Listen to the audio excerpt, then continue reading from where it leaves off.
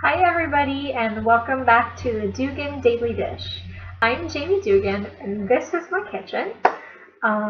So tonight we are making cheesy tomato chicken bake. Sorry I can't talk today. And I actually have a trick for you because I messed up in my grocery shopping and I did not buy enough eggs. So I'm going to teach you guys a little trick for binding if you don't have eggs, what you can do. And it's just a quick, simple step of oil, water, and actually baking soda. So you'll learn that trick tonight. I hope you guys learn from it and get you out of a fix. So the first thing we need to do is we need to heat the oven to 375, and you're going to spray a wire rack with cooking spray and place it on a shallow baking pan or a cooking sheet. However, I was lucky enough to get this favorite tool of mine. And my favorite toy now in the kitchen is this lovely sheet here. And all you do is you place it on a pan like this. Right? And what that does is, instead of having to flip your chicken or french fries, whatever you're making in the oven, you just put it on this little sheet here and it cooks evenly and thoroughly and you don't have to flip. And it also saves from, it'll take the fat and just leave it there. So you can take the healthiness into effect there as well. So we don't need, if you have this little tool, you don't need to spray a rack, but if you don't have one of these little tools, you want to go ahead and spray a rack with cooking spray placed on a shallow baking pan or a cooking sheet with sides. So let's get started with what we need to do with the chicken.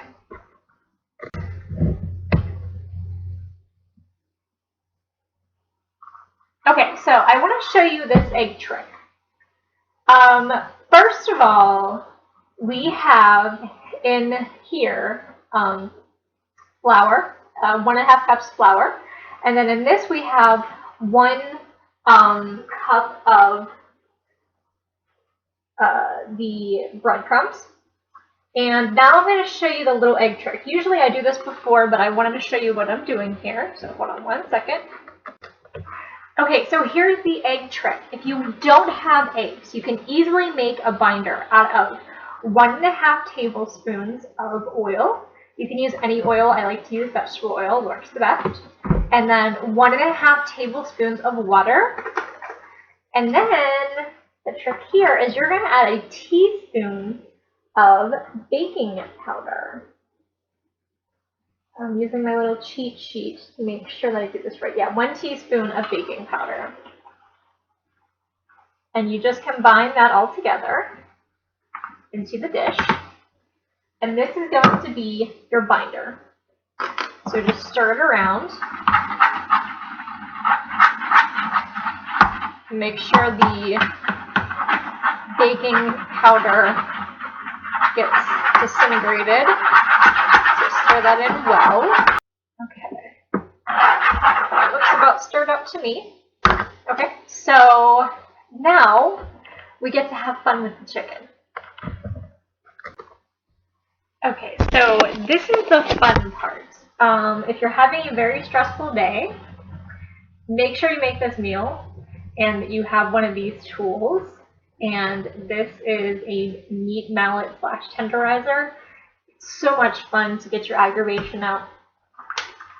So what you want to do is you want to take, it calls for 4 chicken breasts. I always shop at Costco, and the packages these come in, it's hard to see how many chicken breasts I have. So whatever I get is whatever I get. There's only 2 of us, so usually it's at least 2, sometimes 3, sometimes 4. But I always like to pound my chicken down because I don't like it real thick because it takes longer to cook. So what you're going to do is you're going to take your chicken, sorry guys, and you are going to put it between 2 plastic pieces and then just start pounding it down. And this will flatten it. This will also tenderize the chicken. So you can tenderize anything with this. Meat, chicken, burgers, turkey, like turkey need to be tenderized, but steak, this thing is like absolutely amazing. I love it. It's like my favorite tool. And my husband bought it for me. Isn't that scary? He always knows to stay out of the kitchen when I do this.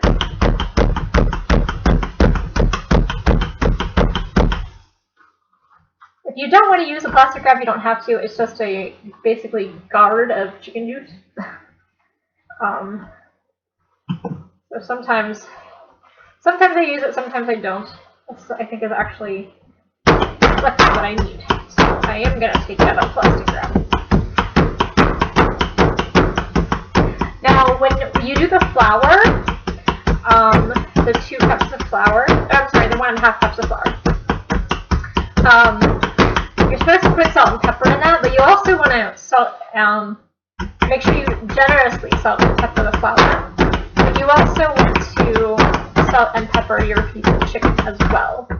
So there is one. Okay, so now that your chicken is pounded,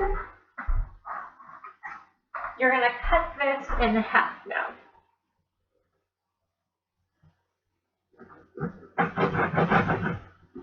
Just so that you have even pieces. And you want this to cook evenly.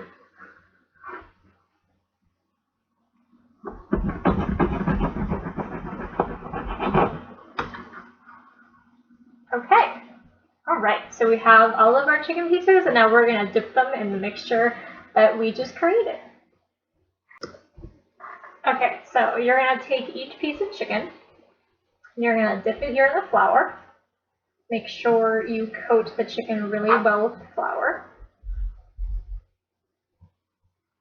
And go ahead and shake off the excess. And then you're going to put it here in our binder that we created. Make sure it's rinsed off really well of the flour. And then you are going to stick it to the breadcrumbs and push down, make sure the breadcrumbs really get on that piece of chicken. You can throw it around the edges so that the edges are coated as well. And go ahead and stick that on your pan. Okay, so this is where the unhealthy part comes in, and even though I have my awesome cool pan, I am going to have to flip this over because you have to coat this with ham, believe it or not. It makes a delicious breading on top. So you want to spray the heck out of your chicken with the ham.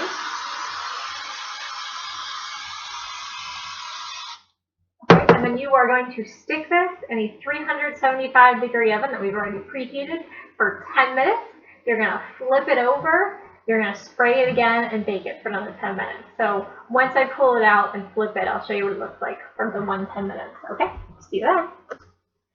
Okay guys, like I said, normally you don't have to flip using this pan here.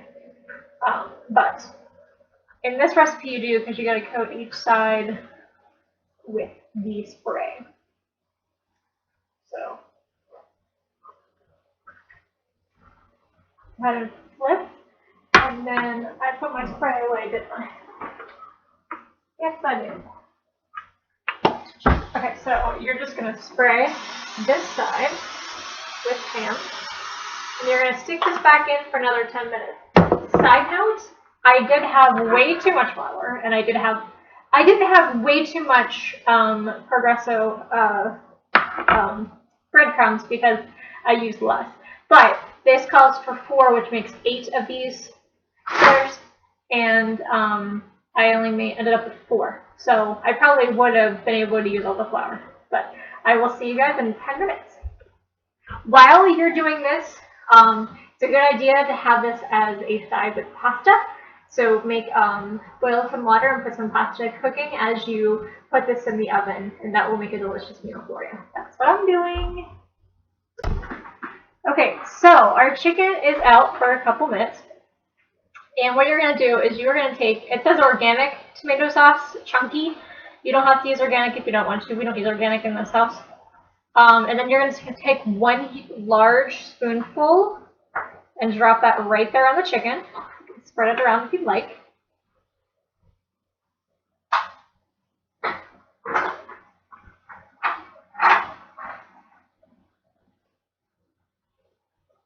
If you want to, if you're making like, if this comes out to like 6 or 8, these make great chicken sandwiches the next day. So if you don't want to add pasta to 2 of them, the pasta sauce to 2 of them, you don't have to.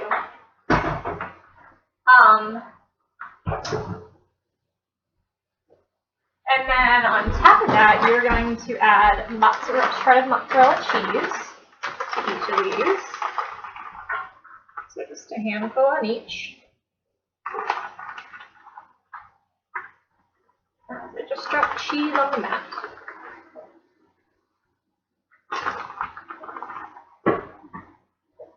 And then to that, you're also going to add some grated Parmesan cheese.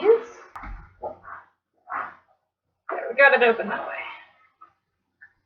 I'm going to break up some of the cheese. Okay, and then this goes back in the oven for 5 minutes.